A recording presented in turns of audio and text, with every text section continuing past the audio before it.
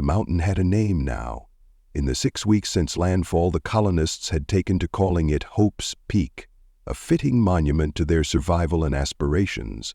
From the window of his prefabricated command center, Captain Elias Rourke could see its silhouette against the dawn sky, a sentinel watching over their fledgling civilization. But it wasn't the only sentinel he'd established. "The eastern perimeter is nearly complete," Lieutenant Cattleman reported, pointing to a holographic display of Vanguard colony. Red lines traced the defensive barriers already in place. Reinforced walls, observation towers, sensor arrays.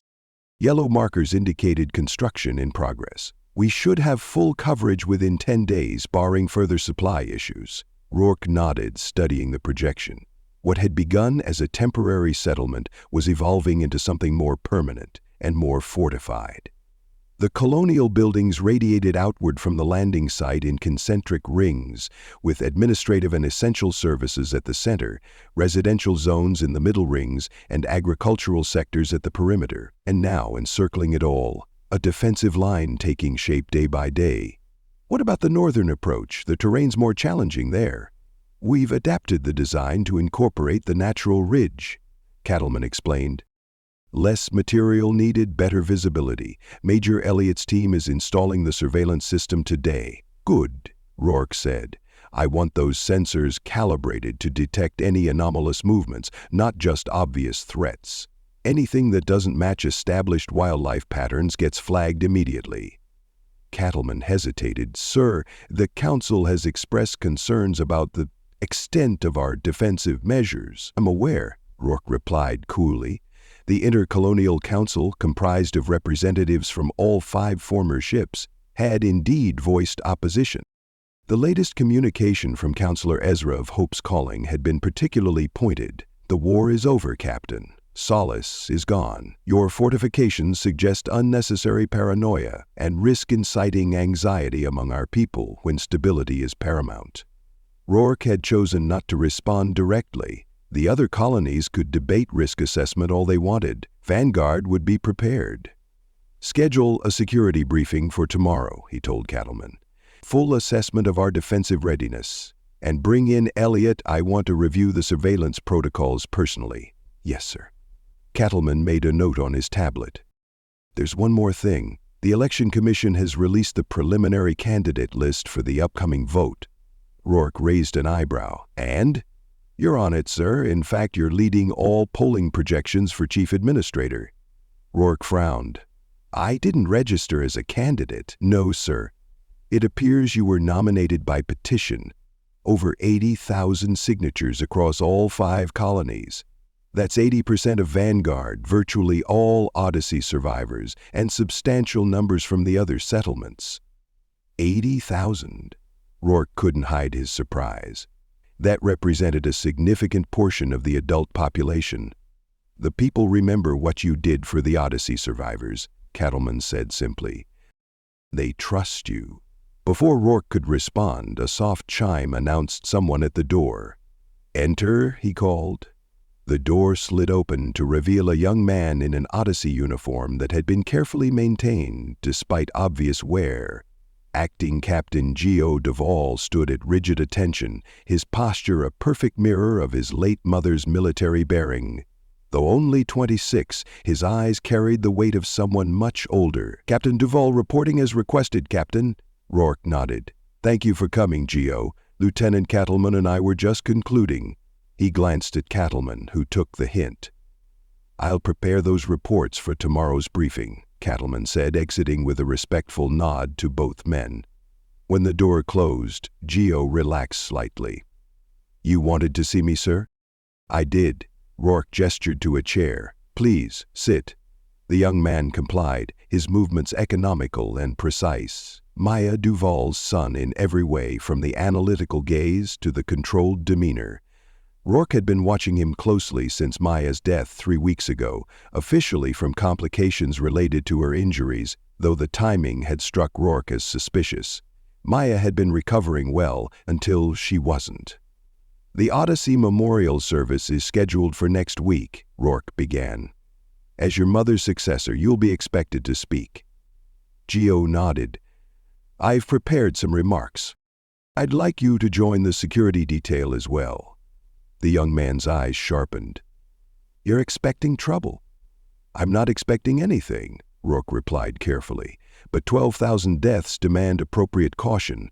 All 5 colonies will be represented. It's a significant gathering, and a significant opportunity for anyone with malicious intent," Geo observed. The young man was perceptive, another quality inherited from his mother. "Precisely. I'm assigning you to coordinate with Major Elliott on perimeter security." Geo seemed to consider this. "With respect, Captain, I assumed I'd be on the podium with the other colony representatives." "You will be, before and after your security duties." Rourke leaned forward slightly. "I need someone I can trust watching the crowd, Geo. Someone who sees what others might miss." Understanding flickered in the young man's eyes. This wasn't just about the memorial service. "Like whether my mother's death was truly from complications?" His voice was low, controlled, but Rourke could hear the pain beneath it. "The medical examiner found nothing unusual," Rourke said carefully. "The medical examiner was from Sentinel Colony," Geo countered, "the same colony that opposed Mother's proposal for centralized resource distribution." Rourke didn't disagree. Politics had emerged quickly once the immediate crisis of survival had passed. The 5 colonies, despite their cooperation during the Odyssey rescue, had distinct identities and priorities. Maya Duvall had been pushing for greater integration, perhaps too forcefully for some tastes. "Your mother was respected," Rourke said, "but she also made enemies." "So have you," Geo pointed out. "Yet here you are, building defenses while the other colonies prefer to pretend we're completely safe." Rourke studied the young man thoughtfully. "You've been keeping close to my command staff since your mother's death. I assumed it was because you needed structure during your grief." "It's because she told me to," Geo said simply. "2 days before she died, Mother took me aside. She said, 'If anything happens to me, stay close to Rourke. He's the only one who sees clearly.'" A chill ran through Rourke. Maya had suspected something, or someone. "Did she say anything else?" Geo hesitated. "She mentioned Paradise Protocol. Does that mean anything to you?" Rourke shook his head. "Never heard of it. Me neither. And now she's gone before she could explain." A flash of raw emotion crossed Geo's face before he mastered it. "So, I'm following her final instructions, staying close to you." Rourke rose and moved to the window, looking out at the emerging colony. Workers were assembling the framework for a new residential block. Beyond them, agricultural plots stretched toward the incomplete defensive perimeter. 5,000 meters beyond that, the wilderness began, beautiful, pristine, and utterly unknown. "I'm not campaigning for chief administrator," he said finally. "I never wanted a political role. Neither did my mother," Geo replied. "But leadership isn't always about what we want." Rourke turned back to face him. "The memorial service is in 6 days. I want you to spend that time with Major Elliott reviewing all security protocols. If anyone questions your authority, refer them directly to me." "Yes, sir." "And Geo, keep what your mother told you between us for now. Until we understand what she meant by Paradise Protocol, we should assume her concerns were valid." The young man nodded, then hesitated. "Captain, do you think there's something still out there we should be concerned about?" It was the question Rourke had asked himself every night since the battle. While Solace's core had been destroyed and the planet had fallen silent, becoming the paradise it appeared to be, his military instincts told him to remain vigilant. "I think we should prepare for the possibilities," he answered carefully. "Hope for peace, prepare for the unexpected. It served humanity well enough for thousands of years." "My mother would have agreed," Geo said, rising to leave. "That's why I trust you, Captain. You're building walls while others are planning parks." The Intercolonial Council convened 3 days later in the newly constructed Central Hall. Rourke entered to find the chamber already filled with representatives from each colony, arranged in 5 sections. At the center stood a circular table with 5 chairs, one for each acting colonial leader. "Captain Rourke," greeted Counselor Ezra of Hope's Calling, a tall woman whose elegant bearing contrasted with her practical approach to governance. We were beginning to wonder if Vanguard would join us given your apparent preoccupation with fortifications. Several representatives chuckled, but Rourke detected genuine tension beneath the pleasantry. He took his seat without rising to the bait. "The Council appreciates your attendance," said Director Phillips of New Dawn, a diplomatic presence who had emerged as a moderating voice among the leadership. "Today's agenda includes final approval of the election framework and resource-sharing protocols, and a discussion of Vanguard's increasingly militant posture," added Captain Way of Sentinel, his tone making it clear this wasn't a casual addition. Rourke met his gaze evenly. "Defensive preparedness isn't militancy, Captain. It's prudence." "Prudence against what?" challenged Ezra. "We've detected no threats since Solace was neutralized. The planet is exactly what we hoped for: habitable, resource-rich, and peaceful." "For now," Rourke replied, "but we've been here less than 2 months. We've explored less than 1% of the surface." "All the more reason to focus on exploration and settlement rather than fortification," Way countered. "Our mandate is to establish a viable colony, not a military outpost." The fifth seat at the table, Maya Duval's chair, was now occupied by her son. Gio sat quietly, observing the discussion with his mother's analytical gaze. "Where is Major Elliott?" Phillips asked, noticing Rourke's security chief was absent. "I understood he would brief us on the memorial service arrangements." "He's finalizing the security perimeter," Rourke explained. "He'll join us shortly." Way frowned slightly. I've heard concerning reports about Major Elliott's methods. Some are calling him Custer behind his back." "Elliott has Custer's luck," Rourke acknowledged. "He takes risks, but he gets results. The memorial service will be secure under his watch." The chamber doors opened as if on cue, admitting a man with a weather-beaten face and the confident stride of someone comfortable with danger. Major Ichabod Elliott offered no apology for his lateness, merely nodding to the assembled leaders before taking a position behind Rourke's chair. "Major, perhaps you'd care to explain your security arrangements for the memorial," Phillips suggested. Elliott stepped forward, activating a holographic display of the memorial site. "We've established 3 security rings," he explained, his voice gruff but authoritative. "Outer perimeter with passive scanning, middle ring with ground personnel, inner core with dedicated response teams, non-intrusive but comprehensive." Way looked skeptical. "The Council voted to suspend security checkpoints for this event, Major." "And we've complied," Elliott replied with a thin smile. "No checkpoints, just surveillance and response capability." "That seems like a semantic distinction," Ezra objected. "Semantics keep people alive, Counselor," Elliott retorted. "We're honoring the dead while protecting the living." Before the discussion could escalate, Dr. Elaine Karras entered the chamber. "Forgive the interruption," she said, "but I have information that can't wait." "The Council recognizes Dr. Karras," Phillips acknowledged. "Please proceed." Karras activated a holoprojector displaying an image of soil samples.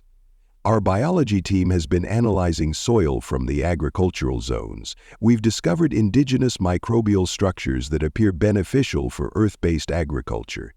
They're part of what makes this world so unusually hospitable." "Evidence of Solace's terraforming work," Way commented, "as expected." "Yes," Karras agreed. "These microorganisms appear to be engineered to enhance soil fertility and regulate nitrogen levels.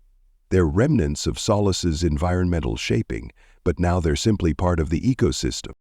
"Then I fail to see the urgency," Ezra said.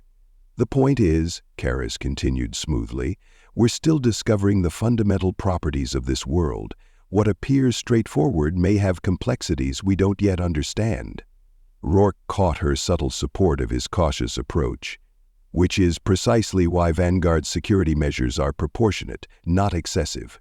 The Council moved on to discuss the election framework, finally approving a system that balanced population proportions with equal representation for each colonial group. The vote would take place 1 week after the memorial service. As the meeting adjourned, Major Elliott fell into step beside Rourke. Those politicians don't understand basic security, he muttered. They think because Solace is gone, all danger vanished with it. They're civilians thinking like civilians, Rourke replied. Our job is to think like soldiers so they don't have to. Well, Custer's ready for whatever comes, Elliot said with a grim smile, though I hope for once my luck doesn't hold true. The day of the memorial dawned clear and mild. A simple monument of salvaged hull metal stood at the center of the gathering, engraved with the names of the 12,000 lost.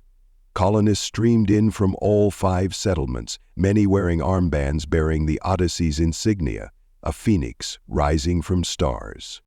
Despite the council's decision, Rourke had positioned security personnel at strategic points throughout the gathering, though they had been instructed to remain unobtrusive. Acting Captain Geo Duval stood at the perimeter, coordinating with Major Elliott through a discreet communicator.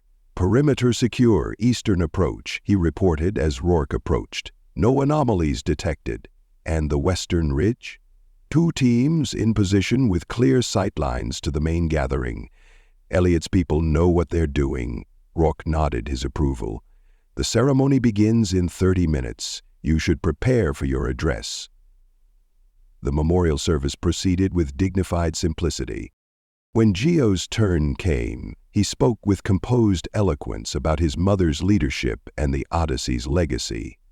Not of tragedy, but of resilience.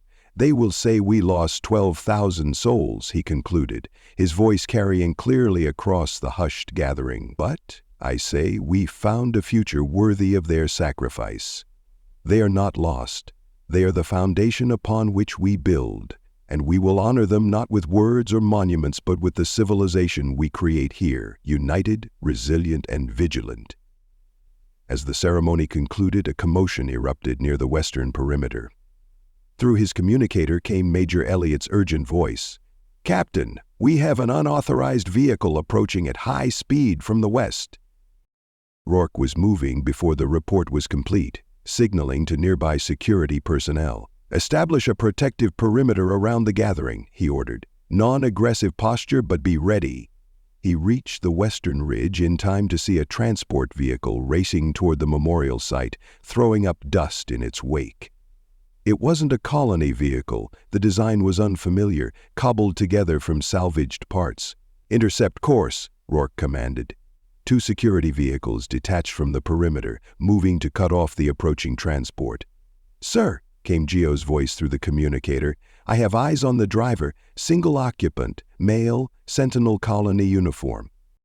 The transport swerved suddenly, evading the security vehicles with surprising agility.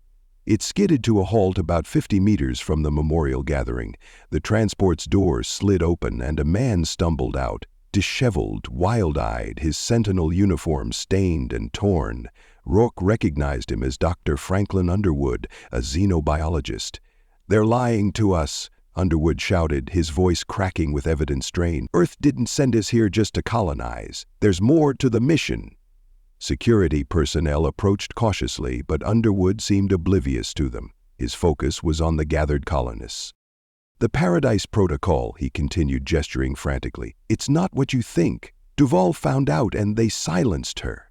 Captain Way pushed through the crowd, his face tight with embarrassment and anger. Dr. Underwood, you are causing a disturbance at a memorial service. Return to Sentinel Colony immediately for medical evaluation.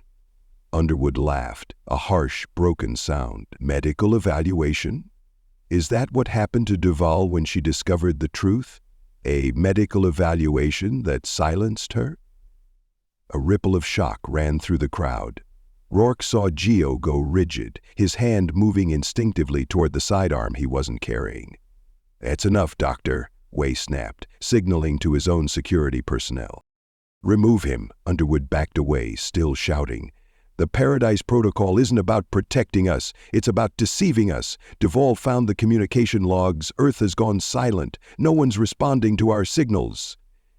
As Sentinel security closed in, Underwood made a desperate lunge for his vehicle.